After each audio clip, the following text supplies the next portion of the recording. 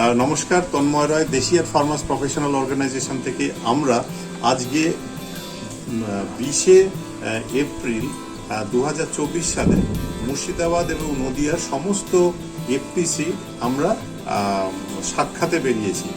এবং আজকে প্রথমেই আমি যদি দেখি আজকের টেম্পারেচার এখন প্রায় 42 ডিগ্রি। তো 42 ডিগ্রিতে ইচ্ছা করে আমরা বেরিয়েছি যে এত গরমের মধ্যেও আমরা দেখতে চাইছি যে এফপিসি মেম্বাররা কিভাবে তারা কাজ করছেন এবং কতটা সুন্দরভাবে তারা কাজ করছেন। প্রথমেই আমি আমার হাতের ডিমগুলো দেখাই, তারপরে ম্যাডামের সঙ্গে পরিচয় করিয়ে দিই। দেখুন, ম্যাডামের অদম্য জেদ এবং ঠিক দৃঢ় পরিকল্পনা নিয়ে উনি কিন্তু আমাদের সঙ্গে এই এফপিসি রেজিস্ট্রেশন করিয়ে এবং সরকারের সঙ্গে যৌথ উদ্যোগে কাজ করছেন। এর ছাড়াও আমি আরেকটা কথা আপনাদেরকে বলে দিই, এই বছরে যে পশ্চিমবঙ্গ সরকার তার 24-25 আর্থিক বছরে 1200 নতুন এফপিসি রেজিস্ট্রেশন করার পরিকল্পনা ঘোষণা করেছেন এবং এটা কিন্তু বাস্তবায়িত হবে। তো এটা আমাদের যে এই বাজেট গেল, এই বাজেটে আমাদের কিন্তু অর্থমন্ত্রী এটা ঘোষণা করেছেন। তো এটা ভিডিওটা দেখুন, তারপরে আমি বাকিটাও আপনাদেরকে পরিচয় করাচ্ছি। স্যার, এবার কৃষিতে আসি। স্যার, কৃষি আমাদের অর্থনৈতিক এবং সামাজিক বুনিয়াদের মূল স্তম্ভ।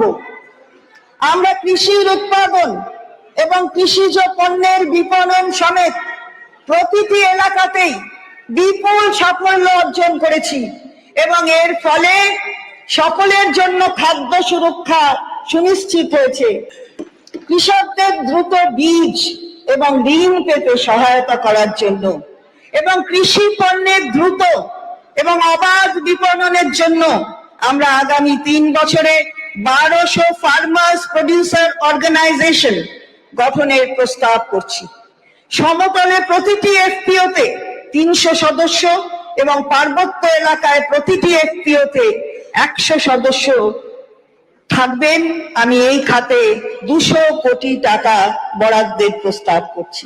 কিভাবে একটা ফার্মার্স প্রডিউসার কোম্পানি গঠন করলে কিভাবে তার থেকে অর্থ উপার্জন করা যায়, তাতে গ্রামীণ অর্থনীতি এবং যে শহর কেন্দ্রিক অনেকে যারা ভাবছেন ব্যবসা করবেন, এগ্রিকালচার নিয়ে ব্যবসা করবেন, অ্যানিম্যাল হাজবেন্ডারি নিয়ে ব্যবসা করতে চাইছেন, তারা কিভাবে পরিকল্পনা মাফিক এই ব্যবসাটার সঙ্গে যুক্ত হতে পারবেন এই ফার্মার্স প্রডিউসার কোম্পানি গঠন করে, সেটা নিয়েই আমরা কিন্তু আজকের আলোচনা। নমস্কার ম্যাডাম। ম্যাডামের নাম সীমা চৌধুরী। ইনি থাকেন নদিয়া জেলার বেথুয়াডৌরি থেকে একটু আগে, জায়গাটার নাম কি? যুগপুর ঢাকা কলোনি আর কি এটা। তো আমরা দেখানোর বিষয় বা এখানে ভিজিট করার বিষয়টা নিয়ে আলোচনা করবেন এবং দেখব এই ম্যাডাম এবং তার সঙ্গে যারা রয়েছেন তারা কি সুন্দরভাবে এই কাজটা করছেন। ম্যাডাম, প্রথমে আমি এই ডিমটা নিয়ে আলোচনা করি। এই ডিমের ট্রেটা তো আমার হাতে রয়েছে এবং দেখুন কোনোটা একটু সাদা ডিম, একটু বড় ডিম। তো এই ডিমগুলো নিয়ে আপনি আমাকে বলুন, তারপরে আপনার ফার্মে যাব আমরা। এটার বিশেষত্বটা কি? আড়াইয়ার মুরগি হচ্ছে মাংসের জন্য এবং ডিমের জন্য খুবই বিখ্যাত। হ্যাঁ, এই মুরগি হচ্ছে 300 দিন তো 240-50 দিন আপনার ডিম এভারেজে দিয়েই যাবে। একবার ডিম, একটা মুরগি কটা ডিম দেবে? একটা মুরগি একটাই ডিম দেবে, কিন্তু না সে তো 30 দিনে, হ্যাঁ 30 দিনে মোটামুটি 20-22 দিন তো সে ডিম দেবে, টানা ডিম দিয়ে যাবে। আচ্ছা, 20-22 দিন ডিম দেবে। কতদিন সেটা ডিম দেবে? কতদিন ধরে? আমার কাছে তো অলরেডি, আমি তো বেশি দিন করিনি, 2 বছর হলো শুরু করেছি। যে মুরগিগুলো প্রায় 6-7 মাস পর থেকে ডিম দিতে শুরু করেছে, কন্টিনিউ ডিম দিয়েই যাচ্ছে, এখনো দিয়ে যাচ্ছে। আচ্ছা, তো এটা গেল আমাদের আড়াইয়ার মুরগির যে ডিম দেওয়ার ব্যাপারটা। তাহলে বুঝতে পারছেন আর্থিকভাবে সে কতটা লাভবান। এবং এক একটা ডিমের দাম, বাজার মূল্য এটা কিন্তু প্রায় 10 টাকা রয়েছে। নর্মালি আমরা যে পোলট্রির মুরগির ডিম খাই, হ্যাঁ, সেগুলো নর্মালি হয়তো 6 টাকা করে দাম পড়ে, এগুলো কিন্তু 10 টাকা দাম আছে অ্যাভারেজে। আচ্ছা, এটা ছাড়াও ম্যাডাম যেটা করেছেন সেটা কিন্তু যে এই যে গ্রামীণ চাষি যারা রয়েছেন, গ্রামীণ চাষি তারা ধান বিক্রি করতে পারে না। ম্যাডাম কিন্তু এই যে দেখুন, গ্রিন প্যাসিফিক, নামটাও সুন্দর দিয়েছেন, গ্রিন প্যাসিফিক, যে প্যাসিফিক ওশানের মতন তার পরিকল্পনা রয়েছে আর কি। যে green Pacific farmers producer company, এনারা কিন্তু ধান কেনার অর্ডার পেয়েছে গভর্নমেন্ট থেকে। তো এই যে ধান কেনার অর্ডার পেয়েছেন, তো আপনার তো খুবই নতুন একটা কোম্পানি, তো তাতেও আপনি কতটা ধান কেনার অর্ডার পেয়েছেন? আমরা তো প্রথমবার করেছি এবং লাস্টের দিকে করেছি। আমাদের প্রথমে উনি 2000 কুইন্টাল দিয়েছিল, আমরা 1000 কুইন্টাল অ্যাচিভ করেছিলাম। এবার 1000 কুইন্টাল ধান কেনার তো গড়ে 1 কুইন্টাল ধান কিনলে কিন্তু 31 টাকা 25 পয়সা সরকার থেকে তাদেরকে একটা কমিশন দেয়। তার মানে বুঝতে পারছেন ওনারা এক মাসেই এই কিন্তু 1000 কুইন্টাল ধান কিনে ফেলেছে। যদি অন্যান্য এপিসিরা যারা একটু পুরনো হয়েছে তারা কিন্তু প্রায় 10 থেকে 20,000 কুইন্টাল ধান কিনেছেন। এটা ছাড়াও আপনি আর কি করছেন? আমি জুট কর্পোরেশন অফ ইন্ডিয়ার সঙ্গে এগ্রিমেন্ট করেছি 1 বছরে।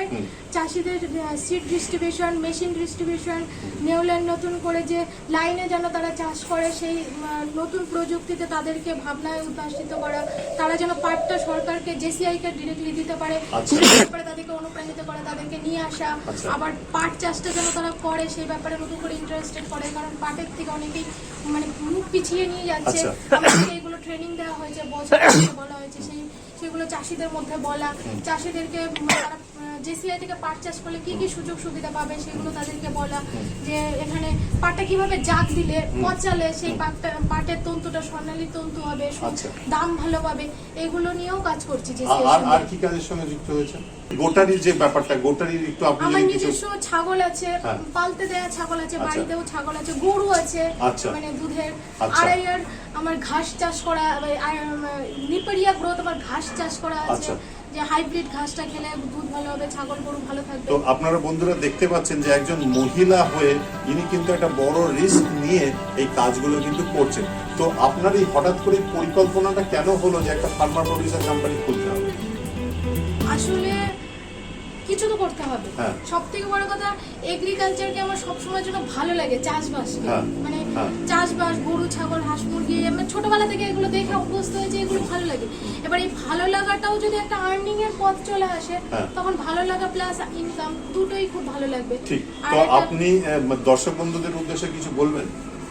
হ্যাঁ, এটাই বলতে চাই যে যদি আমাদের এগ্রিকালচার ডেভেলপ করে তো দেশ ডেভেলপ করবে। আমাদের খাদ্যের সুরক্ষাটা আমাদের সবার কাছে।